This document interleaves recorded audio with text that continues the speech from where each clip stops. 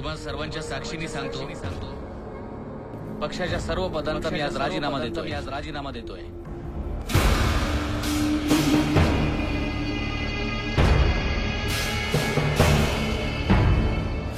मराठी माणूस पूर्वीपासून भरडतोय. त्याच्यावर अन्याय होत असेल तर आम्ही गप्प बसणार नाही.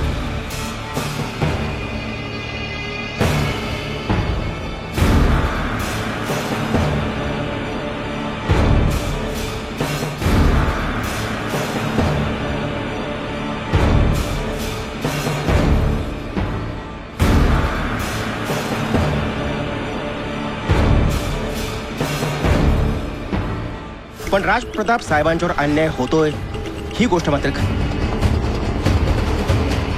आणि काकासाहेब जो काय निर्णय सांगतील त्याचं आपण नक्कीच स्वागत. इथून पुढे फक्त मराठी आणि मराठीच्या विकासाकरता झटू, आणि मी झटणारच. मराठी माणसाला डिवचणाऱ्याच्या उत्तराला उत्तर देऊ.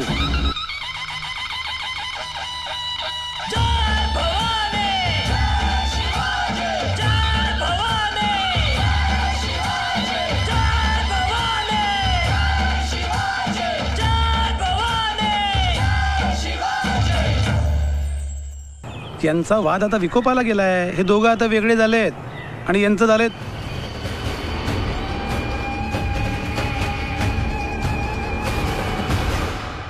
त्यांची सत्ता आली आहे, पण माझी मराठी हरली आहे. मराठी